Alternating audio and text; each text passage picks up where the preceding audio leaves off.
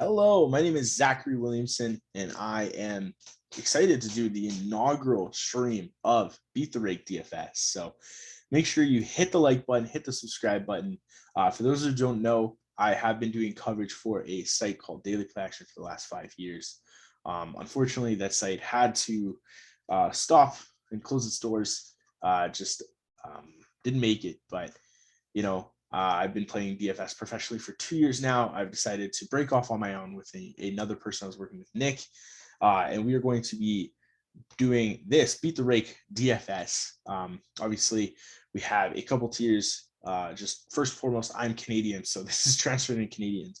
But we have a tier that's $12 a month. You get access to all of NBA. This is ownership projections. You get projections. You get cheat sheets, cores, full access to me and Nick in the Discord that we have, and all things for NBA. With MMA and EPL, same thing. You get full access to everything we offer for MMA, EPL projections, and everything like that. For those who don't know, I am actually really good at EPL DFS, and it's probably one of my best sports, maybe better than NBA. And then you can get access to Beat the Rake All Access.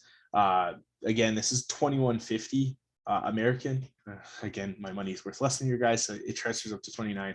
But with that, you get access to everything. You get access to the Patreon. You get access to all of our content, and then we also are going to offer out Patreon only voting.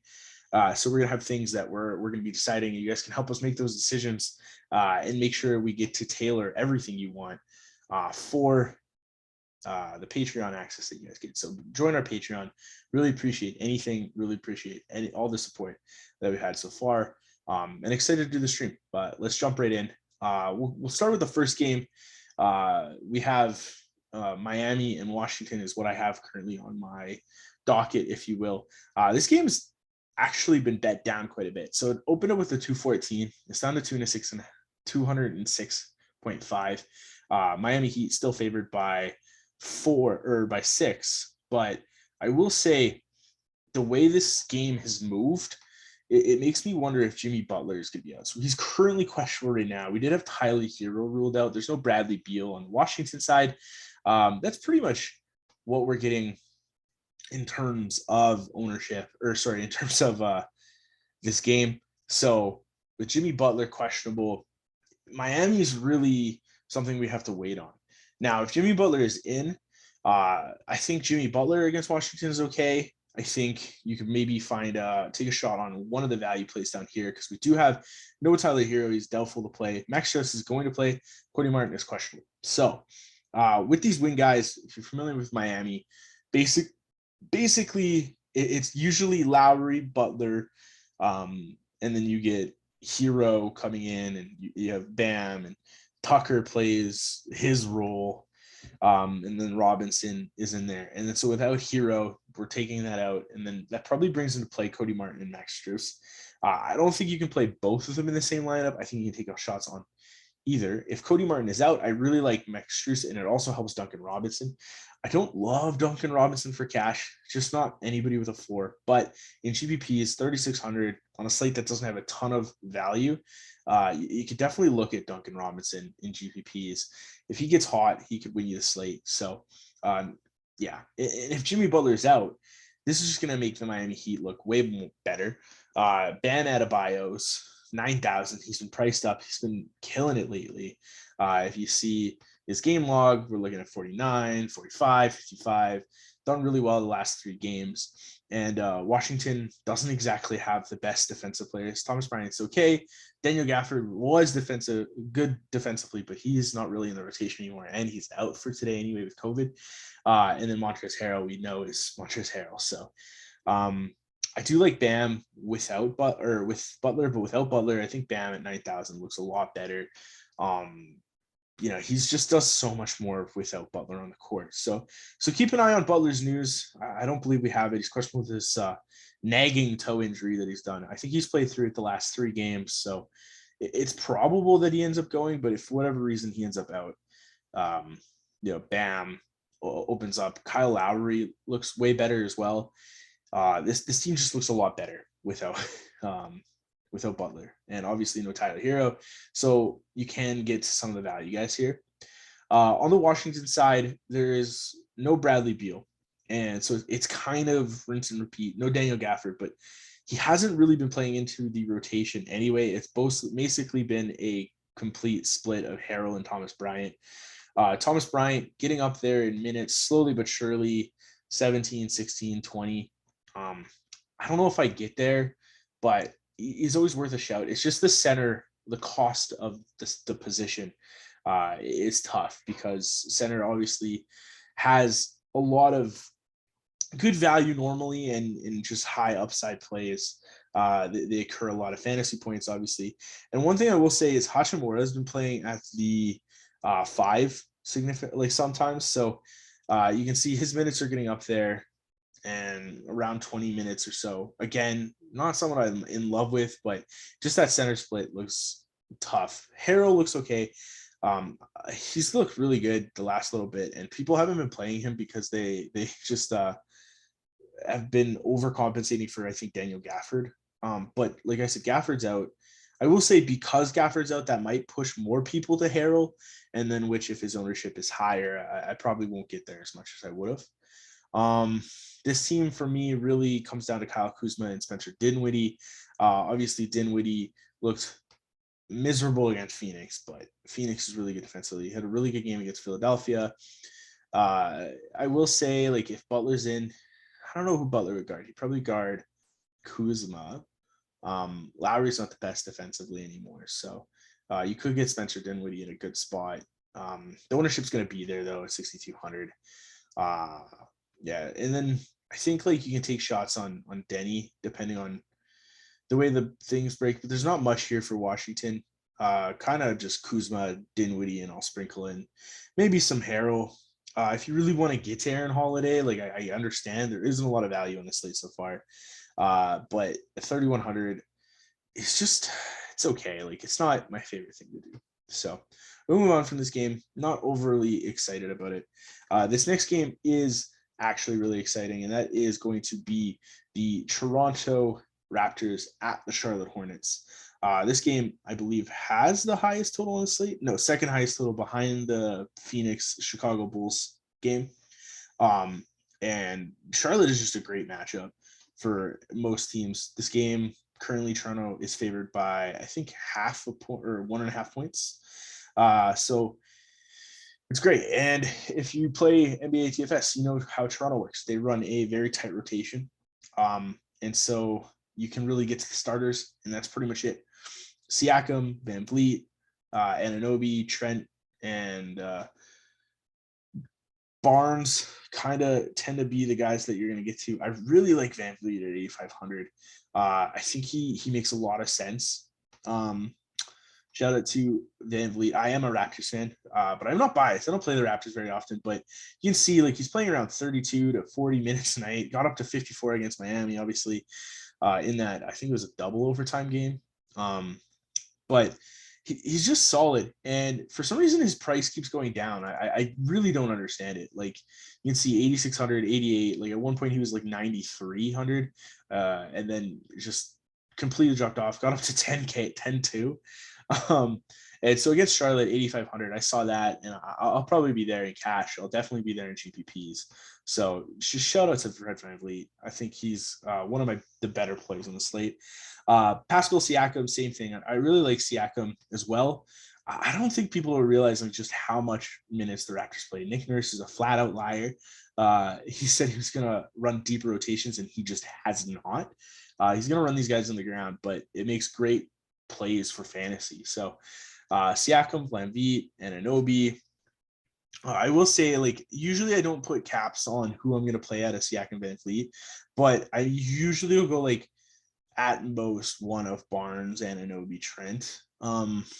Maybe that's naive, but I just feel like it's rare that you get like big games from all of them.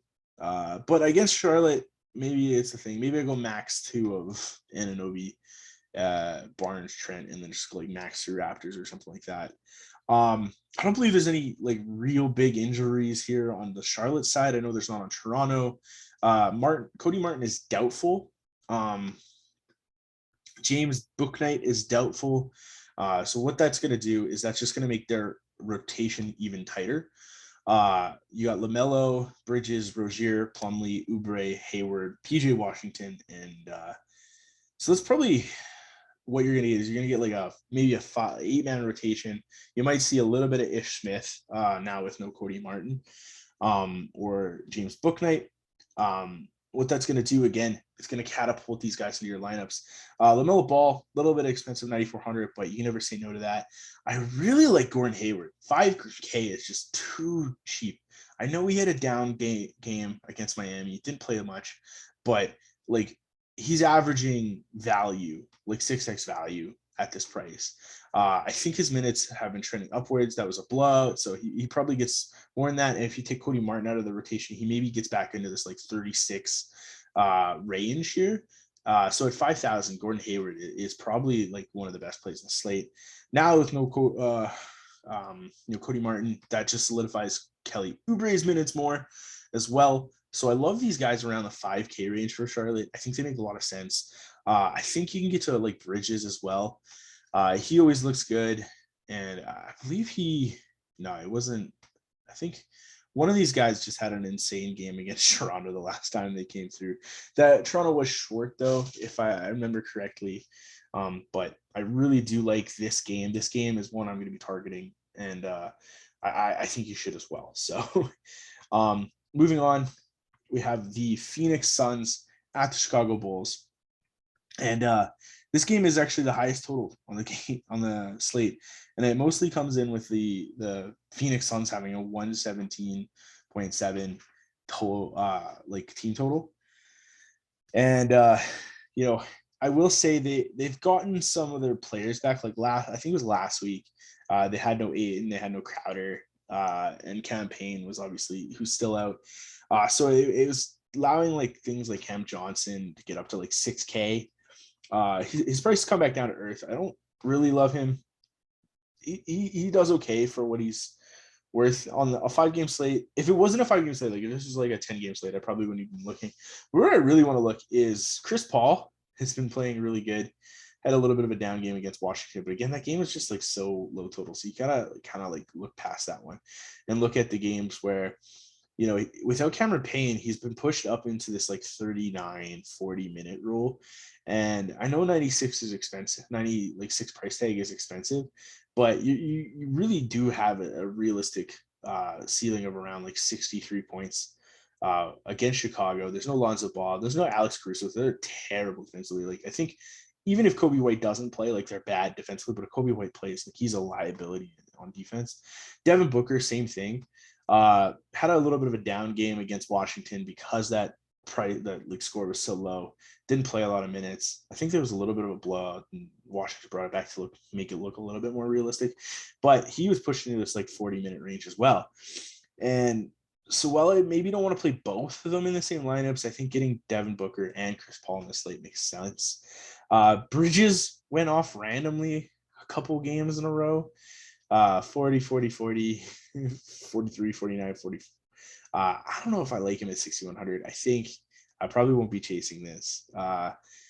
You just don't see 17, 14, 16 shots from Bridges. And maybe his role has changed a little bit. And it's something to monitor going forward, but it's not something that I'm going to be. I'll have to wait and see on it. DeAndre Ayton, also someone who went insane. That was kind of why there was a little bit of a blowout. Had 16 rebounds, 2 steals, 2 assists, 20 points, 50 fantasy points against Vucevic. Vucevic is not a great defender, but he will. Hopefully, Chicago can keep this game close. I don't know if Levine is going to play. I don't know if there's been an announcement. I haven't checked on that. I'll do that quickly here in a sec. But I think that DeAndre Ayton at this price tag is okay. Not my favorite play, but something I totally understand if you want to get to. And then you can always look at someone like Jay Crowder, 4,100, JaVale McGee. Those are kind of all I would attack for Phoenix, though. Really have interest in these guys. And I understand like it's tough to fit all these guys in your lineup. So you got to find value. That's why you take shots at the lower guys. Chicago's interesting. So Zach Levine's been dealing with a back injury. He played through it against Toronto and played 42 minutes, but then proceeded to miss, I think it was the last 2 games that they played. And when he got interviewed for this, it made it sound like he was going to have like a substantial back injury. So I think that Zach Levine if he's out, like obviously this is going to make Vooch and DeRozan look so much better. DeRozan specifically, I really like. He's been insane. Former Raptor, former Spur. Again, I'm a Raptors fan, so shout out to DeRozan. But like, look at this game log. It's just it's insane. And like you see his price tag play, like climb up. I think it like was at one point like like 80. Okay, it's just not gonna work. Sweet. Okay, there we go. I think at one point it was like 8,300 and it's up to like 96. And I get you don't want to chase, and I know the Bulls are a tough matchup, but if Zach Levine is out, I think like 9,800 he can pay it off. I don't know if I'm gonna get to Vooch over 10K. That's a little scary, but yeah. And then if Kobe White is out and Zach Levine is out, look for like a guy like Ayo Dosunmu to just play a lot of minutes. You can take shots at him. He's not cheap anymore, but I understand when you want to get there. Javonte Green has been really big for the Bulls here. And at 4,200, without no Zach Levine, without no Kobe White, he's probably going to see around this 32 to 35 minute range. And at 4,200, that makes him one of the better value plays on the slate. So definitely monitor this injury news. I don't know if we'll have it by lock, but there should be enough room with the OKC value that you can pivot around and find that. Troy Brown Jr. is someone that people keep trying to tell me to play. I'm just not going to get there. So I hope you guys don't. It's just he doesn't do enough. I remember him back in the Washington days where it was like every time Beal was out, or who did they have? John Wall at that time. Anytime one of those guys were out, Troy Brown went nuts. But he's just not the same guy. Doesn't have the same role as that well. So we'll move on to the next game. Is going to be the Golden State Warriors at the OKC Thunder. Obviously, we have some injuries in this one, ongoing injuries. Shea Gilgeous-Alexander out past the All-Star break. Draymond Green probably out past the All-Star break. We have some big questionables in Luke Dort. Okay, so right now this game has a 210.5 total. Looking about 12-point favorites for Golden State, as you expect against OKC. And this, I know you can't play for blowouts, but Curry is the most expensive guy on the slate.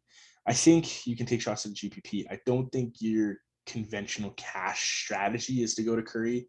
On FanDuel, it's a little different. He's like below 10K. He's like 9.2 or 9.3. So I think Steph on FanDuel makes a lot more sense. Josh Giddey has been okay. He flirted with a triple-double a couple times. It sucks right here against Sacramento. I bet him to get a triple-double. He was like plus 1,000, and I was like, that's easy money. And then he didn't even come close rebounds wise. So I was like watching that game and like tilting as like, I don't know, like Ty Jerome and Trey Mann were like coming over top of him to get rebounds. I'm like, what? Like it was a tilt, but I mean, he did okay fantasy wise. At 7,800 against Golden State Warriors, Curry is probably going to guard him or Wiggins. And surprisingly, like Wiggins has been really good. But what I was really surprised to find out when I was like looking at some advanced statistics recently is like Curry's been really good on ball. So it's not just like Golden State is good defensively. Like Curry himself has been really good defensively. So I don't know if I get Josh Giddey at 7,800 on DK. I think his price is still too cheap on FanDuel. I can't quite recall what his price was. I think it was like it's been like as low as like 5.7 on FanDuel recently. Let me double check here for you guys. But Giddey has been, is he a small forward on that site? Yeah, so 6,500 on FanDuel. Like I'd get there all the time. Andrew Wiggins looks okay. Klay Thompson is someone I've been taking like shots on. His point per minute is really good. His minutes are starting to trend upwards. 6,300 is starting to get to a price tag where like you need like a ceiling from him at his like price tag, but I think it makes some sense in GPPs to get to Klay Thompson. As for the OKC set, like I don't know if there's anything else for Golden State that I'm really looking to take shots on. They had that game last week where like they just rested everybody and it kind of like jacked everybody's prices up. Like Poole went from 5K to 6K. You have like Kuminga went from like 39 to 46. So I don't think I'm chasing any of the price tags. They're just expensive.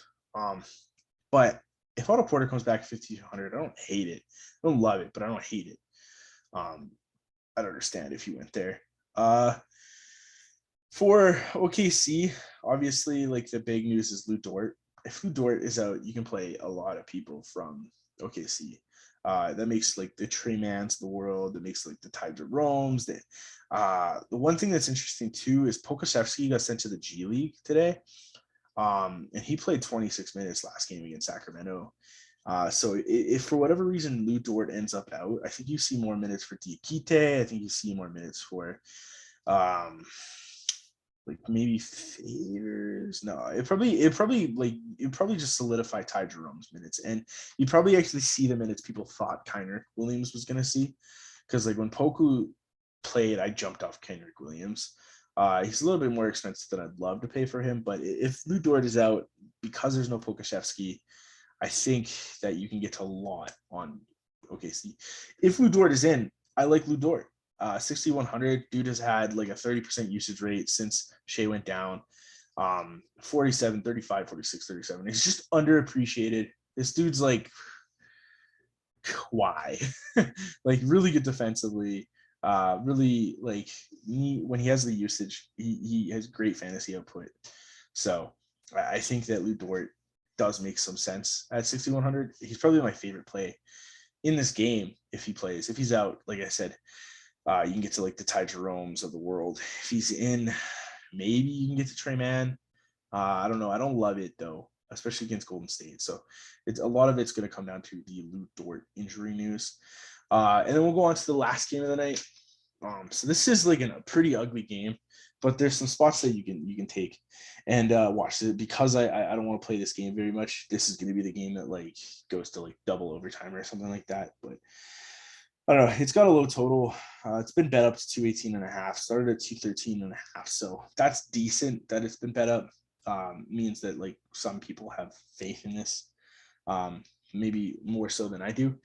But with that being said, you obviously have some guys in this play, like in this game that are in play. Donovan Mitchell, 8,400. I think he's just a little too cheap. Like